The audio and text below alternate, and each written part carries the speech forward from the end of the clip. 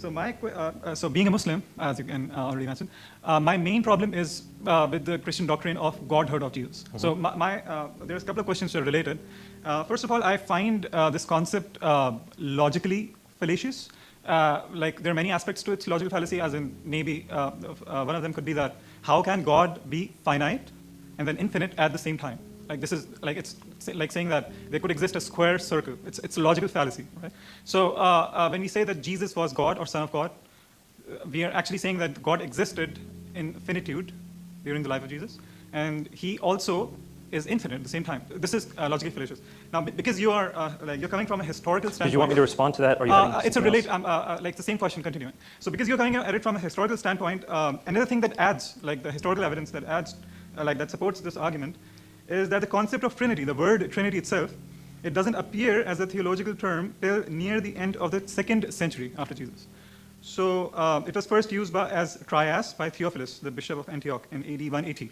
So we can, and like adding up to that, when you refer to Mark chapter 14, verse 62, which is what you say is the proof that Jesus claimed to be God, are you really applying the same criteria of objectivity that you were applying previously to the Quran when interpreting this as meaning that Jesus is claiming himself to be God? Because if you like look at it completely objectively, looking at the entire text, like there is nothing in the entire text that's saying that Jesus claimed to be God. And in fact, the verse that you yourself quote is actually saying Son of Man. So, I mean, these are great questions. Don't go anywhere. In this fascinating video, we're going to take a good look at a moment when Nabeel Qureshi, who passed away actually not too long ago, was at Georgia Tech, and after his presentation, he did a Q&A session. Obviously, you can see that there is a Muslim man just at the stand and is asking a question in regards to the oneness of God. And his question is actually very long because he's adding other facets to this. And in one sense, he's making a bit of a statement. But here's something to understand before we get right back to the video as we take a good look at this question. And it's a question that's actually common to many Muslims. So when you go back into history, and you go back all the way to the time of Muhammad. Muhammad lived from 570 Common Era all the way to 632. And it was a time in Arabia where polytheism was the prevalent ideology. In other words, the belief in multiple gods. And it was in this polytheistic religion in Mecca that Muhammad received what he called a revelation from Allah at the age of 40. And so he began to preach this idea, there is no God but Allah. And he also claims that within Islam, that Ishmael, along with his father Abraham, that what we see in the Old Testament is this idea of monotheism. Abraham is essentially the father of monotheism. And so when it comes to Muslim thinking, when it comes to the ideas that are in Islam, Islam really promotes the idea of monotheism, a hard monotheism. In fact, they have an idea called Tawhid, which has to do with the oneness of God, and it essentially condemns idol worship. But after years of persecution that Muhammad was facing, Islam began to spread very rapidly, and monotheism began to replace polytheism in Asia. Now, why am I bringing this up? Because we need to understand a little bit about the background of what's behind this young Muslim's question to Nabeel. And it has to do with the oneness of God. And does Christianity stand up to this logical coherence in regards to who God is, what God is? And is Christianity actually polytheism or is it monotheism? So we're going to get back to this question and we're going to see how Nabeel tackles this. Really exciting. I'm from Pakistan. Pakistan. बहुत खुशी हुई आपसे मिलके. I had the exact same questions when I practiced Islam. What I want to point out is that first and foremost, what we have to see is what Jesus claimed for himself. Now, the secondary stuff that follows, the theological unfolding or unpacking of what he said, we can spend years and years debating what it means. But what did he say about himself? That's the first thing we want to look at. So again, that's a historical perspective. Theologians argue all day long, back and forth, back and forth. You know, theologians argue all the time, and I just sit back and watch and smile because you can't really prove it one way or another. But when it comes to historical events, we can show with relative degrees of certainty, if the evidence is good, if the records are good, what the most likely conclusion is. So first, and let me give you an answer before, if you feel like interjecting, we can talk afterwards. First, I want to point out you are absolutely right. The term Trinity is not used till the end of the 2nd century. What is the doctrine of God called in the Quran? In Islam, what is the doctrine of God called? Tawheed. Tawheed. Is that in the Quran? No, the word The word tawheed. tawheed is a derived word from ahad. Alhamdulillah, which is- good. So you understand, the word tawheed is not itself in the Quran. In the same way, the word Trinity is not itself in the Bible. This doesn't pose a problem. The Shahada is not found in the Quran. You have the components of the Shahada in the Quran, but you do not, hold on, you do not have La ilaha illallah Muhammad Rasulullah in that way found in the Quran. The hold on. The components are found in the Quran. With the Trinity, the components are found in the Bible. So, the word tawheed does appear in the hadith. oh, that's great, but it's not in the Just Quran. narrations of the Prophet. And the Hadith is much later. So we're looking at you asked for the Bible, and we have within the early canonical tradition, people calling God a Trinity in the early canonical tradition. In fact, much closer to Jesus' time than the Hadith were to Muhammad's time. So whichever way you stack it, when you're consistent, you end up with a stronger case for the Trinity, for Jesus' deity. Now I want to continue on to By the way, I don't know if you caught that. It's really brilliant, this answer, because this young man is claiming that the Trinity is not in the Bible, therefore it is not a scriptural truth. But the reality is that the word Trinity has to do more with a concept that is taught. There's a kind of hermeneutics that's always sometimes presented in regards to Christians and what they believe in. But we need to look at what the Bible teaches in regards to itself and the concepts it's presenting.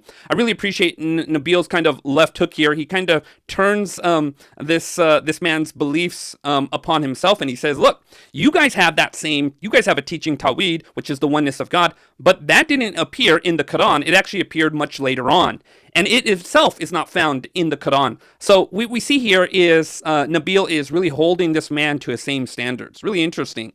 your next part of your question, which is Jesus finite or infinite? The argument is that Jesus is, actually I'm going to pose it in a slightly different way. Can Allah come onto this world if He wants? Can He be in this world if He wants?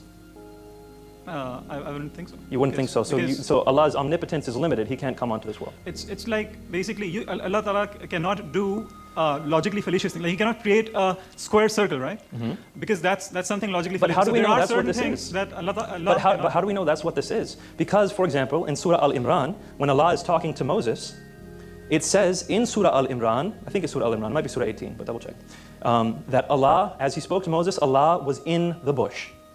Allah was in the bush. So if you want to say that meant something else, well, you're going to have to argue with the Quran on that one.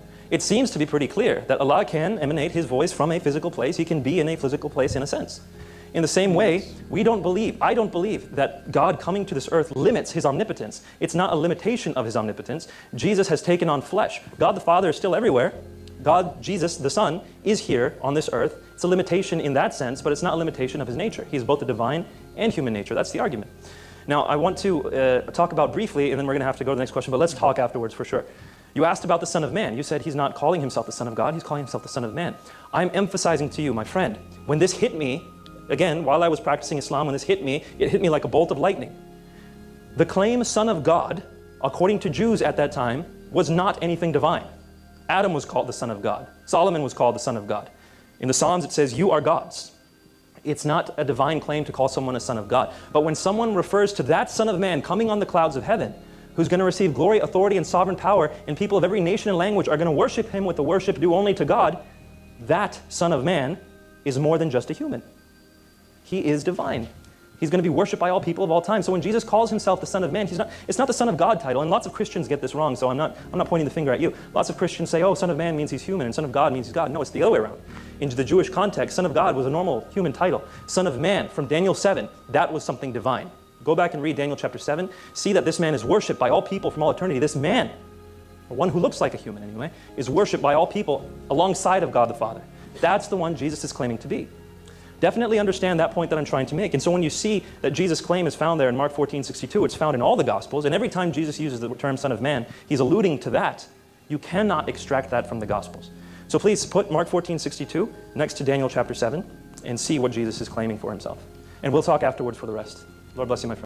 I really love this video. I've watched it a number of times, and I think it just really illustrates the importance of apologetics and knowing the Bible and understanding what these scriptural truths are. So in just closing, I really want us to understand a little bit about the Old Testament. Yes, the Old Testament talks about this idea of God being one, right? It's found in the book of Deuteronomy. Hear, O Israel, the Lord our God is one. And there is one God, and there is no other God but He. And yes, you see monotheism as something that is argued in the Old Testament from the prophets.